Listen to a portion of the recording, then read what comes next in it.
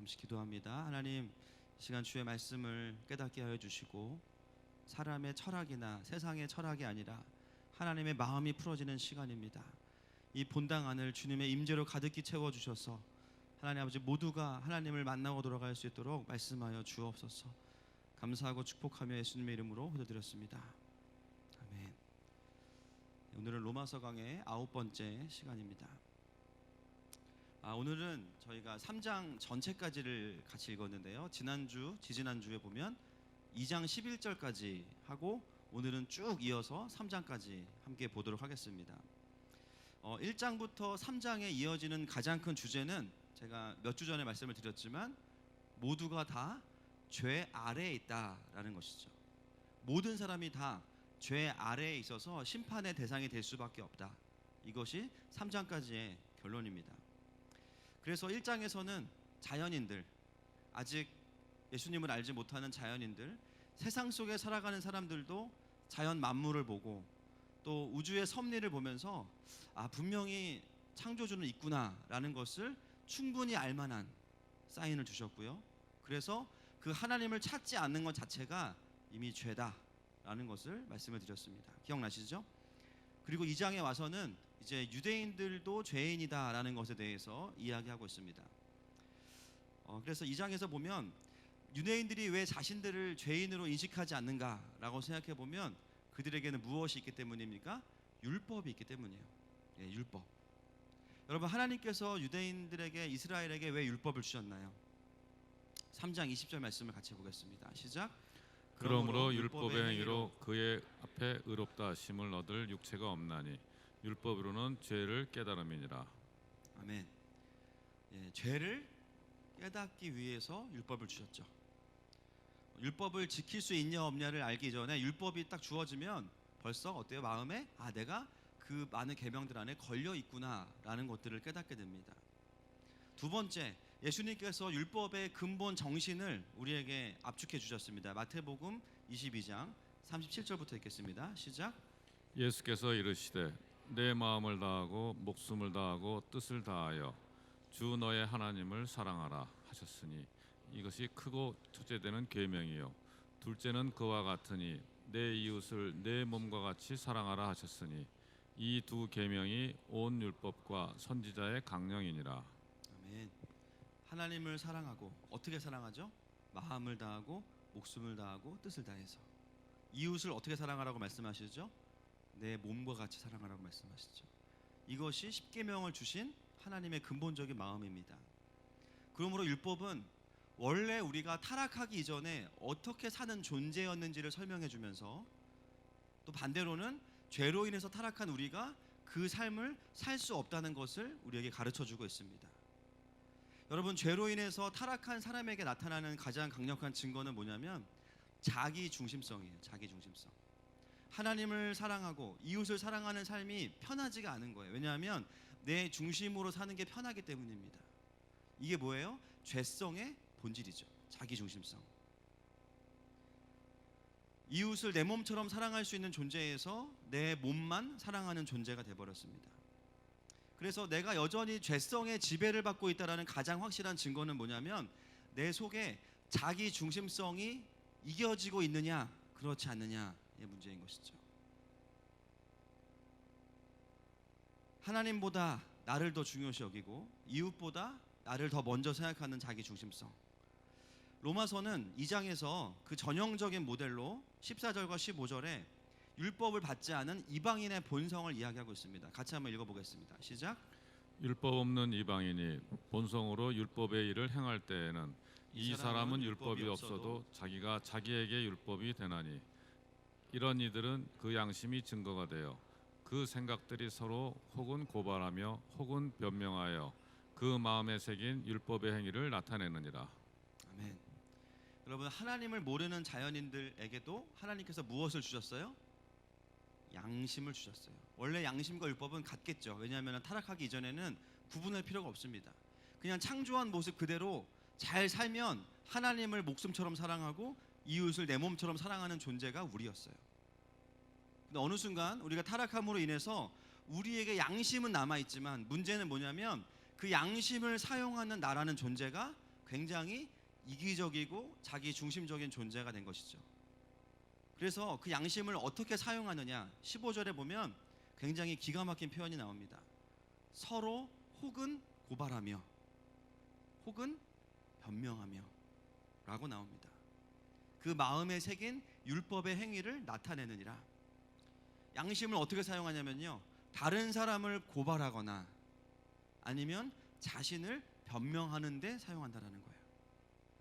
죄성의 지배를 받는 자아가 공의를 사용하는 방법이 이것입니다. 몇 가지의 근거로 자신의 옳음을 변명하고 그렇지 않은 사람들은 고발하는 삶을 사는 거. 죄성의 지배를 받는 삶의 모습이에요. 근데 놀라운 것은 뭐냐면 바울이 왜 갑자기 이 이야기를 하냐면요, 그 모습이 누구에게도 있기 때문입니까? 유대인들에게도 있기 때문이에요. 율법을 주신 이유는 하나님을 사랑하고 이웃을 사랑하는 것인데, 그 율법을 어떻게 사용하냐면 다른 사람을 판단하는 데 사용합니다. 그리고 자신은 율법의 몇 가지를 규칙으로 다운그레이드 시켜가지고 그걸 행함으로 인해서 하지 않는 사람들을 정죄하기 시작해요. 예수님께서 유대인에게 뭐라고 말씀하시냐면 이렇게 말씀하시죠. 행동으로 지키는 것이 다가 아니다. 그러면서 마태복음 5장 28절에 같이 읽겠습니다. 시작. 나는 너희에게 이르노니 음욕을 품고 여자를 보는 자마다 마음에 이미 간음하였느니라. 아멘. 겉으로는 구제하고 깨끗한 척을 하지만 그들의 마음은 여전히 더럽다라고 말씀하시는 거죠. 오늘 2장에도, 로마서 2장에도 그 내용이 나옵니다. 21절부터 24절까지입니다. 같이 읽습니다.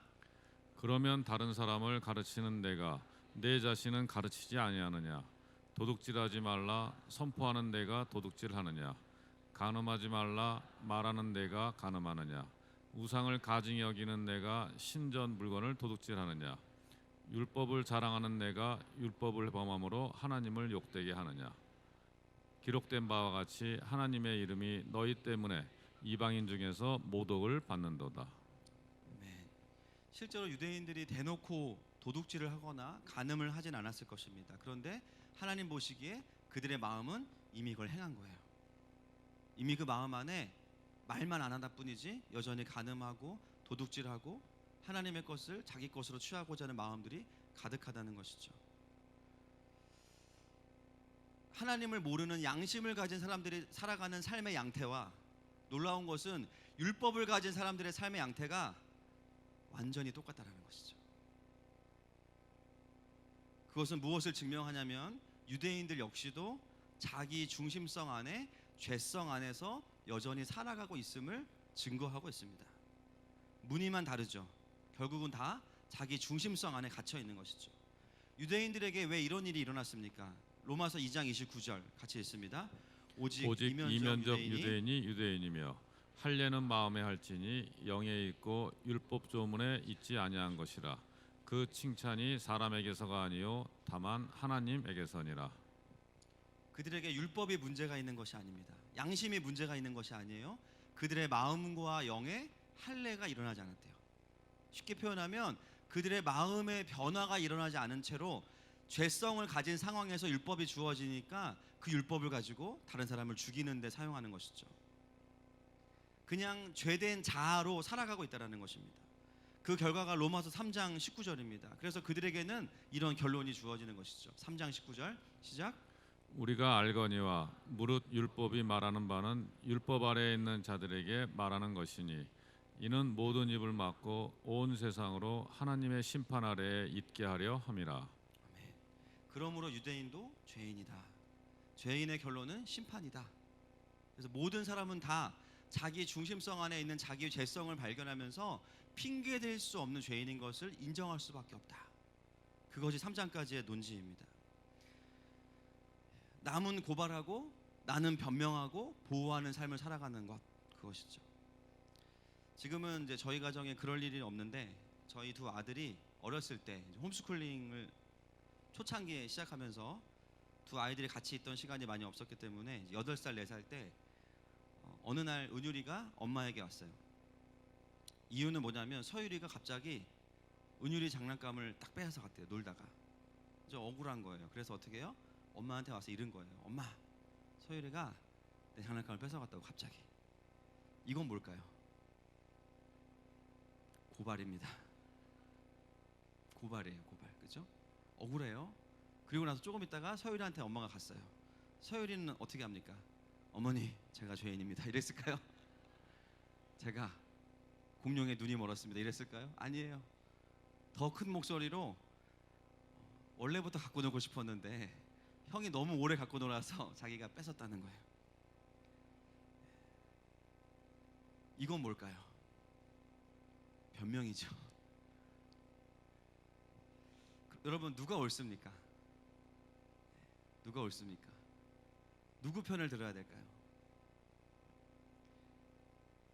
제가 그때 아이들을 훈육하는 아내를 보면서 굉장히 좀 충격을 받았습니다. 제 아내가 되게 부드러운 사람이지만 아이들을 훈육할 때는 굉장히 단호해요. 그래서 아이들 혼날 때 저도 모르게 내가 뭘 잘못했지 이러고 있어요. 여유로운 척 침대에 누워 있지만 나는 잘못한 게 없나? 제가 그때 아내를 보면서 배운 게 있습니다. 아내가 아이들에게 누구 편을 들지 않고 이것을 딱 지적했어요. 누가 형제끼리 싸우라고 그랬냐? 너희들 왜 더 서로 사랑하지 않았냐? 누구 편도 들지 않았어요. 그리고 이어지는 징계가 뭐냐면 최후의 심판이 왔죠. 장난감의 압수. 장난감 압수와 또 서로 끌어안고, 저희가 이제 애들이 가끔 그런 일이 있을 때 끌어안고 회개기도 하고 서로 이제 영혼 없이 사랑한다고 고백하고, 은효라 사랑해, 서율아 사랑해 이거지 하고, 지금은 사실은 뭐 하루 종일 너무 좋은 친구로 잘 지내지만 초반에 이제 그런 훈련들을 할 때 이제 그런 시간들이 있었습니다. 여러분, 모든 죄성에 잡혀 있는 우리의 마음들은 끊임없이 고발과 변명을 해요. 고발의 핵심은 뭐예요? 당신이 틀렸습니다라는 거죠. 너는 그러면 안 된다는 거예요. 여러분, 율법을 주신 이유는 나를 돌아보라고 주신 건데 우리는 그것을 가지고 어떻게 했습니까? 다른 사람을 돌아봅니다. 그 사람의 단점을 지적해요. 그러면서 나의 옳음을 주장합니다. 제가 저를 포함해서 사람을 관찰하면서 깨달은 한 가지 진리가 있는데요. 사람들은 굉장히 단순한 거를 굉장히 어렵게 얘기합니다. 그냥 가서 너 싫어 그러면 되는데 그거를 엄청나게 논리적으로 설명해가지고 그 사람을 틀린 사람을 만들어 버리는 거예요. 사실은 싫은 것 할 얘기를 할 거면서 굉장히 다양한 방법으로 싫다는 메시지를 표현합니다. 그게 뭘까요? 그게 고발이죠. 변명은 뭡니까? 나의 실수에 대해서 인정하기보다는 나는 그럴 만한 이유가 있다는 거예요. 나는 그럴 수밖에 없다. 나는 이런 이유 때문에 그래도 된다라는 거예요. 끊임없이 합법적으로 자기 연민으로 들어갑니다. 그래서 결론이 뭐냐면요, 변명도 나의 실수와 잘못도 결국은 이런 이유가 있기 때문에 내가 이렇게 행동하는 것은 당연한 것이고 옳은 것이다 라고 결론을 내려요. 놀라운 것은 뭐냐면 고발과 변명이 반대의 모습이지만 메시지는 똑같아요. 뭐냐면 내가 옳고 너가 틀렸다라는 것이죠.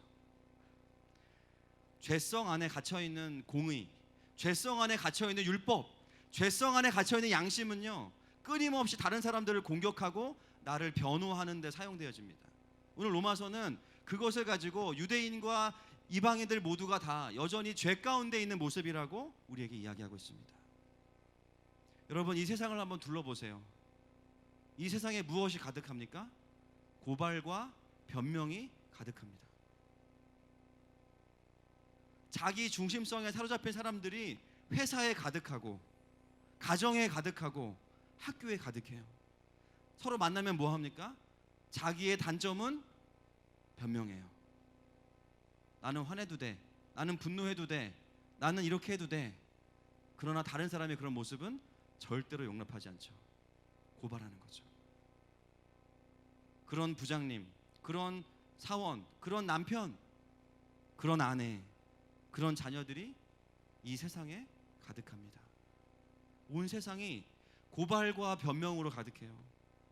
교회도 만약에 고발과 변명으로 채워진다면 엄청나게 불행하겠죠. 어디서든지 내가 옳다는 것을 주장하고 싸울 준비가 되어 있는 사람들이 이 세상 가운데 가득합니다. 그런 우리의 인생을 바라보면서 하나님 뭐라고 말씀하실까요, 여러분? 잘 보니까 네가 옳다 이렇게 말씀하실까요? 잘 보니까 박 부장이 잘못했네. 잘 보니까 남편이 죽일 놈이네. 주님은 좀 다른 질문을 던지시겠죠. 왜 너의 마음속에 사랑하는 마음이 없니? 정죄가 아니라 왜 네 마음 가운데 긍휼함이 이렇게 없니? 죄인은 악하기 때문이 아니라 그 마음 가운데 긍휼함이 없기 때문입니다. 오늘 그것에 대해서 로마서 3장은 우리에게 이렇게 결론을 내리고 있습니다. 같이 10절부터 18절까지 같이 읽겠습니다. 시작. 기록된 바 의인은 없나니 하나도 없으며 깨닫는 자도 없고 하나님을 찾는 자도 없고 다 치우쳐 함께 무익하게 되고 선을 행하는 자는 없나니 하나도 없도다. 그들의 목구멍은 열린 무덤이요 그 혀로는 속임을 일삼으며 그 입술에는 독사의 독이 있고 그 입에는 저주와 악독이 가득하고 그 발은 피 흘리는데 빠른지라 파멸과 고생이 그 길에 있어 평강의 길을 알지 못하였고 그들의 눈앞에 하나님을 두려워함이 없느니라 함과 같으니라. 아멘. 18절까지만 읽겠습니다. 결론은 이런 삶의 모습들이 우리의 삶에 가득하다는 것이죠. 유대인이라고 해서 다르지 않습니다. 결국 다 죄 아래에서 율법이 있으나 없으나 다 똑같은 모습으로 살아가는 거예요. 여러분 생각해 보십시오. 사형수들이 한 방에 있으면서 서로 너는 무슨 죄 때문에 들어왔냐 물어보는데 듣고 나서 같은 사형수면서 그 사람 보고 야, 이 죽일 놈이네 그러는 거예요. 서로 막 배틀이 붙었는데 서로 다 죽일 놈이라고 하는 거예요. 그거를 그 방 밖에서 보면 참 우습지만 놀라운 것은 뭐냐면 우리가 그 방 안에 있다는 것이죠. 여러분 우리도 내 안에 은혜가 떨어지면 어떤 증상이 나타납니까? 내 중심적인 사고가 활기를 치기 시작합니다. 그러면 어떤 열매들이 드러나요? 고발과 변명이 나오기 시작해요. 이 세상은 고발과 변명이 난무하는 치열한 전쟁터입니다. 서로 치고받고 싸우느라 피투성이인 땅을 향해서 오늘 3장 21절 이후에는 전혀 다른 새로운 의로움의 이야기들이 우리에게 하늘로부터 내려오고 있습니다. 21절부터 읽겠습니다. 시작. 이제는 율법 외에 하나님의 한 의가 나타났으니 율법과 선지자들에게 증거를 받은 것이라. 곧 예수 그리스도를 믿음으로 말미암아 모든 믿는 자에게 미치는 하나님의 의니 차별이 없느니라. 모든 사람이 죄를 범하였음에 하나님의 영광에 이르지 못하더니 그리스도 예수 안에 있는 속량으로 말미암아 하나님의 은혜로 값없이 의롭다 하심을 얻은 자 되었느니라. 이 예수를 하나님이 그의 피로써 믿음으로 말미암는 화목제물로 세우셨으니 이는 하나님께서 길이 참으시는 중에 전에 지은 죄를 간과하심으로 자기의 의로우심을 나타내려 하심이니 곧 이때에 자기의 의로우심을 나타내사 자기도 의로우시며 또한 예수 믿는 자를 의롭다 하려 하심이라. 아멘. 여러분 로마서가 말하는 하나님의 의가 무엇입니까? 우리가 생각하는 의와 완전히 다른 개념이죠. 여러분 정말 고발을 제대로 하실 수 있는 분 누구실까요? 하나님이십니다. 하나님만이 제대로 된 고발을 하실 수 있고요. 하나님은 변명하실 필요가 없어요. 왜일까요? 실수하지 않으시니까. 조금도 실수가 없으시기 때문에 변명할 게 없으세요. 근데 그 하나님께서 우리를 향해서 고발하시지 않고 그분이 말하는 의로움은 무엇이냐? 우리를 위해서 아들을 화목제물로 삼으셨습니다. 그리고 25절에 보니까 길이 참으시는 중에 전에 지은 죄를 간과하심으로 자기의 의로우심을 나타내셨다. 고발과 변명의 논리로 본다면 이것은 의가 될 수 없어요. 진짜 고발과 변명으로 생각한다면 하늘에서 불이 내려와서 우리를 다 태워버려야 됩니다. 그게 의죠. 그게 속 시원한 거죠. 그게 맞는 거예요. 그런데 하나님의 의는 그거가 전혀 반대되는 개념으로 우리에게 선포되고 있습니다. 하나님은 우리에게 그 심판을 유보하시고 뿐만 아니라 그 죄를 해결할 수 있는 방법을 주셨어요.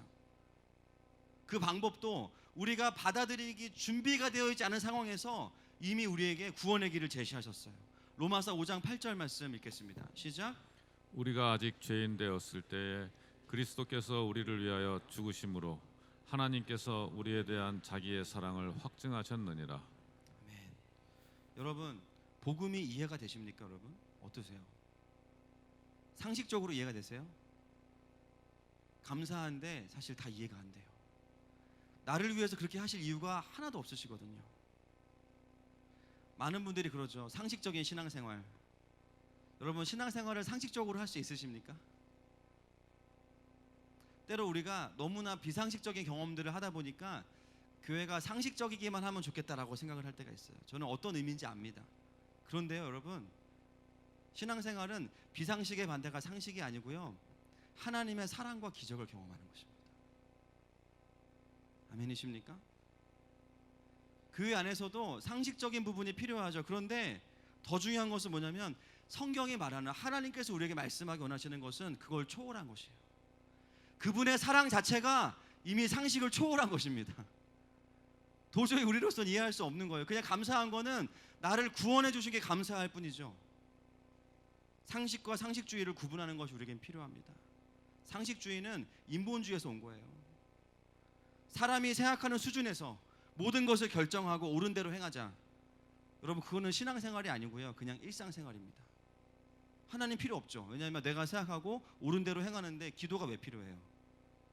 말씀이 왜 필요합니까? 그냥 살아가는 거죠. 그 삶이 뭐예요? 양심을 따라가는 삶이에요.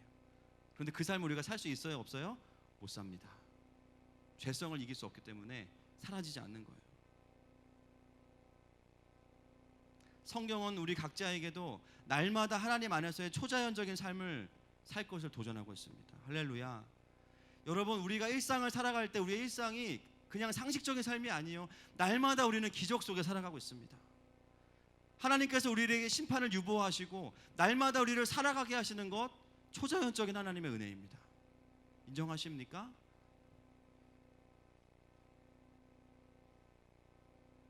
저는 하늘마음교회가 상식을 포함하지만 상식을 초월해서 사랑과 기적 안에 살기를 축복합니다. 그렇게 우리를 구원하신 하나님께서 이제 뭐 하시냐면요, 이 정도 했으면 믿어야지 하고 때리시는 게 아니에요. 그 다음에 어떻게 하세요? 기다리신대요. 저는 하나님이 이해가 안 됩니다, 도저히. 근데 그분이 창조주시래요. 생각만 하면 우리가 움직일 수 있는데 기다리신대요. 절제하신대요. 그리고 우리의 죄를 간과하신대요. 못 본 척 지나가신대요.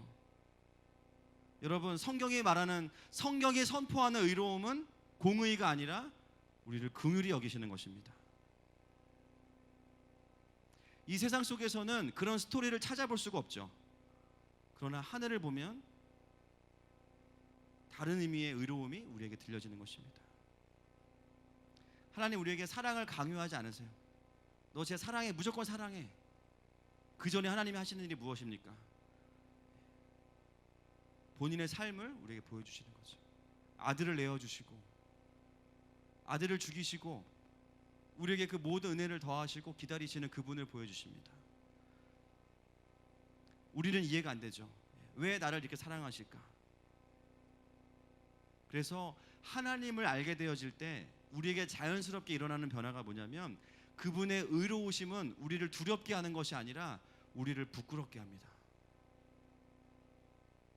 그분의 의로우심은 우리를 무서워 떨게 하는 것이 아니라 그 사랑 앞에서 내가 살아온 시간이 너무나 창피한 거예요. 조금만 손해보면 못 참고, 조금만 억울하면 다 풀어야 되고, 하나 받으면 열을 돌려주는 삶을 살았던 내 삶, 내 삶을 돌아볼 때 하나님 앞에 서면 부끄러운 거죠. 당위성이 아니라 마음과 영혼의 변화가 일어나는데, 오늘 본문은 그것을 마음과 영의 할례를 받았다라고 이야기합니다. 평생 자신이 받은 상처와 분노 때문에요, 손에 칼과 창을 쥐고 살아가는 많은 사람들을 저는 만납니다. 자기 안에 엄청난 분노를 쌓아두고 누구든지 한번 걸려봐, 나는 언제든지 복수할 준비가 돼 있어, 나를 건드는 사람들은 내가 복수할 거야. 그런 분들이 하나님의 사랑 앞에 서게 되면, 하나님 아버지 앞에 나아가게 되면 어느 순간에 그 굳게 붙잡았던 이 칼의 손의 힘을 빼게 되는 것이죠. 그리고 이제는 나를 변명하지도 않습니다. 왜냐하면 죄인이 맞으니까. 몇 가지의 의로운 행위, 스펙들, 성공들 그 뒤에 숨지 않게 됩니다. 그냥 죄인된 나를 인정하고 하나님 앞에 무릎 꿇게 되는 것이죠. 나 같은 사람 그냥 이렇게 살다가 지옥 가게 두시지 왜 나를 사랑하셨을까? 이유가 없어요. 사랑하신대요. 그 사랑이 내 안에 채워지고 그리고 세상을 볼 때 우리에게 일어나는 변화가 무엇이냐면 사람들이 불쌍해 보이기 시작합니다. 처지가 불쌍한 게 아니고요. 그 영혼에 대한 안타까운 마음들이 내 안에 들어오기 시작하는 거예요. 저들도 하나님을 알면 저렇게 반응하지 않을 텐데. 여러분, 사람들의 특징 중에 이런 특징이 있죠. 자기가 좋아하는 사람은 나한테 실수해도 별로 그게 마음에 안 남아요. 그러세요, 안 그러세요? 아니구나. 친해도 뭐 다 따질 거 따지시는구나. 내가 좋아하는 사람은 나한테 실수해도 별로 그렇게 화가 안 나요. 근데 내가 딱 싫어하는 스타일은요, 하나만 잘못하면 완전 대역죄인이에요. 저거 그죠? 대역죄인이에요. 용납이 안 돼요. 여러분, 우리가 뭔가 좀 약간 이상하지 않습니까? 내가 봤을 때 긍휼한 마음이 안 드는 사람들은 작은 실수도 용납이 안 돼요. 그래서 어떻게 합니까? 고발하죠. 너 잘못됐다. 고발. 여러분, 죄성이 무서운 이유가 이겁니다. 우리를 객관적이지 않게 만들어요. 좋아하는 사람은 다 봐주고 싫은 사람은 조금만 실수해도 싫고. 그런데 하나님의 의를 경험한 사람들에게는 자연스럽게 일어나는 변화가 무엇이냐면 긍휼함의 게이지가 높아지면서 훨씬 더 많은 사람들을 품어가게 됩니다. 이거는 논리나 당위성이 아니고요, 마음의 존재가 변하면 자연스럽게 흘러가는 삶이에요. 전에는 다른 사람들을 고발하고 나를 변명했는데 은혜를 경험하고 나면요, 이게 바뀌어요. 나를 고발하고 다른 사람을 변명해줘요. 말씀 앞에 내가 죄인인 것이 드러났기 때문에 정직하게 나의 죄를 고백합니다. 이게 나를 고발하는 거예요. 변명은 뭡니까? 다른 사람들의 사정을 알아주기 시작하는 것이죠. 저 사람 왜 저래? 그럴 때 전 같으면 같이 고발해요. 근데 긍휼한 마음이 있으면 어떻게 됩니까? 그럴 만한 이유가 있어서 그래. 그럴 만한 이유가 있어서 그래. 삶이 너무 힘들었어. 많은 사람들이 내 관용으로 다른 사람을 품으려고 하다 보니까 어떻게 됩니까? 그 한계가 넘어가면 포기하거나 못하겠다고 하는 거예요. 여러분, 사역도 내 마음으로 하려고 하면 못합니다. 그 한계가 올 때 우리가 깨달아야 될 것은 못하겠다는 것이 아니라 내 힘으로 했구나라는 것을 인정하셔야 돼요. 할렐루야. 누군가가 이해할 수 없는 행동들을 할 때 같이 품고 기다릴 수 있는 거, 같이 울어줄 수 있는 거, 기약 없는 기다림을 묵묵히 감당할 수 있는 거, 우리의 힘으로는 안 됩니다. 놀라운 것은 뭐냐면요, 그 하나님의 의를 경험하기 시작하면 그렇게 밉던 사람이 측은해 보이기 시작하는 거예요. 남편이 측은해지기 시작해요. 하나님 모르고 살아가는 그 남편이 불쌍해지기 시작해요. 그렇게 원망스럽던 아빠가 갑자기 측은해지기 시작해요. 아빠의 어린 시절을 생각해 보게 되고 하나님께서 아빠를 향해서 어떤 마음을 가지고 계실지를 헤아려 보게 돼요. 내가 복수하고 싶은 수많은 사람들을 향해서 말도 안 되는 긍휼한 마음들이 우리의 마음 가운데 일어나기 시작합니다. 어느 순간 나는 고발하던 손가락질을 멈추고 그 사람을 변명해 주기 시작해요. 변호해 주기 시작합니다. 어떤 분은 그러죠. 목사님, 그렇게 살면 공의를 이루지 못하는 거 아닙니까? 오늘 본문의 31절 말씀 같이 읽겠습니다. 31절. 로마서 3장 31절 시작. 그런즉 우리가 믿음으로 말미암아 율법을 파기하느냐? 아멘. 여러분, 진짜 율법을 이룰 수 있는 사람은 의지가 강해서 규칙을 잘 지키는 사람이 아니라 누구를 만나든지 간에 그 사람을 긍휼히 여길 수 있는 사람입니다. 긍휼한 마음만이 율법을 이룰 수 있는 진리예요. 아멘이십니까? 그것은 나로부터 오는 것이 아니에요. 절대로 나에게 오지 않습니다. 하나님으로부터 주어지는 것입니다.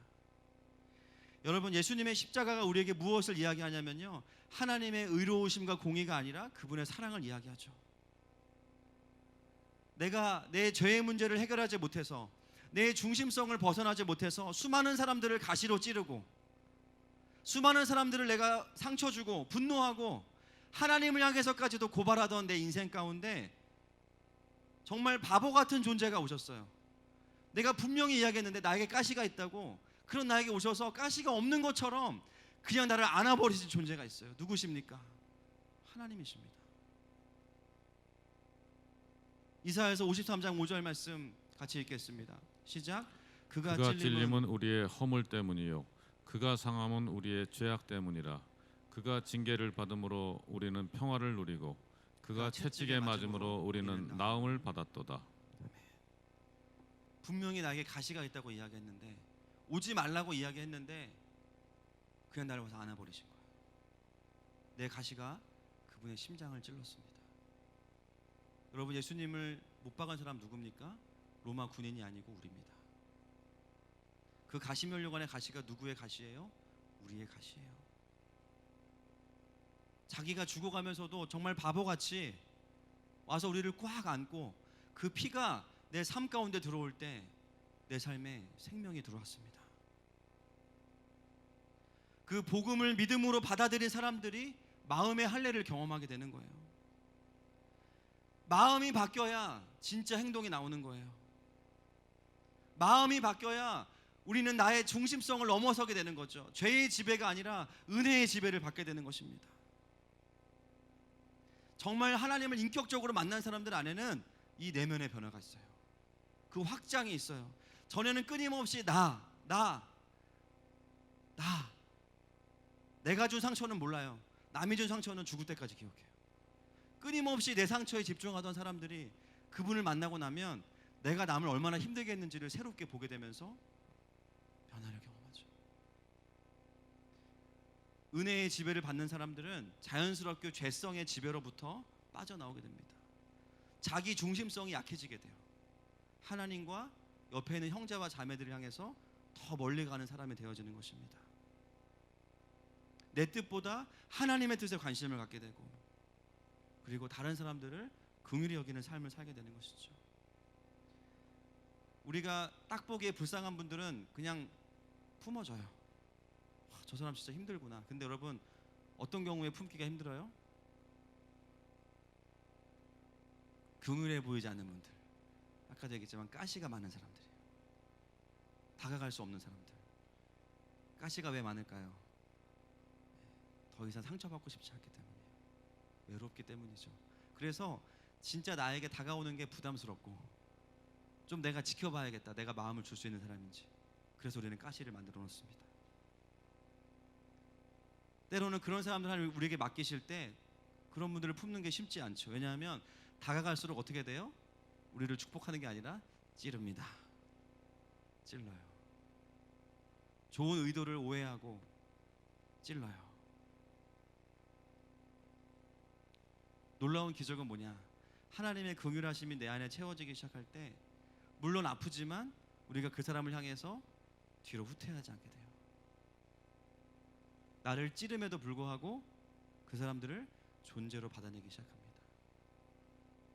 그 사람이라고 하니까 좀 죄송합니다. 저도 그런 사람이었고 우리 모두가 그런 사람이죠.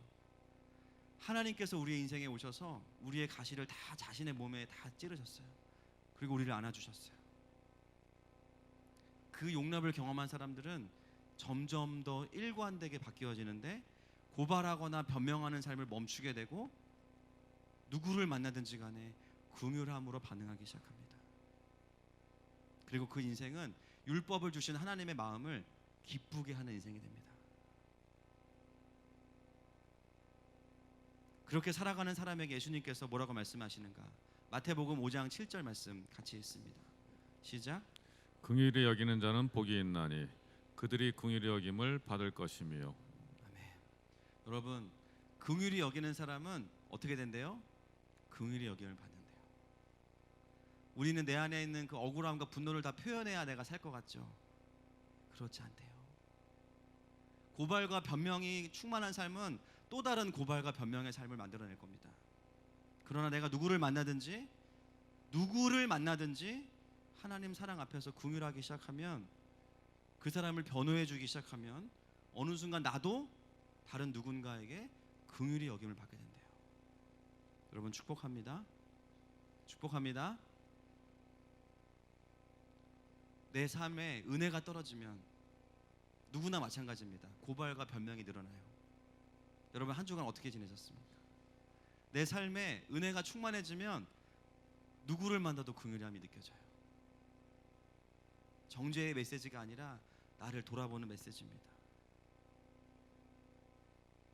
여러분, 우리의 힘으로는 아무도 사랑할 수 없습니다. 그러나 하나님의 의와 하나님의 사랑 앞에 서는 사람들은 그 사랑을 흘려보낼 수 있게 됩니다. 아멘이십니까? 영상을 하나 보고 같이 기도하면 좋을 것 같습니다. 이 영상에는 어린 시절에 한 아이를 품는 한 사람이 나오는데요, 그 사람은 먼저는 예수님이시고 그 다음에는 우리 자신의 모습일 것입니다.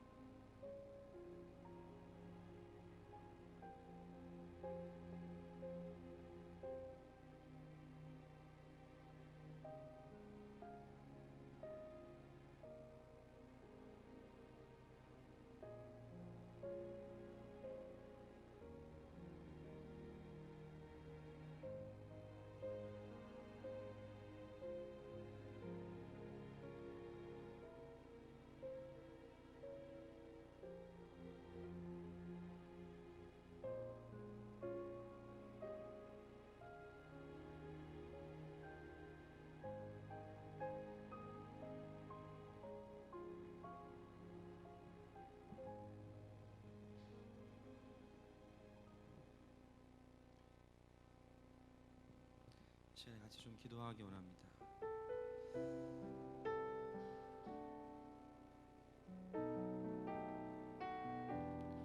우리의 삶 속에 우리의 가시들을 다 몸에 받으시고 우리를 찾아오신 그분, 그래서 우리가 여기에 살고 있습니다.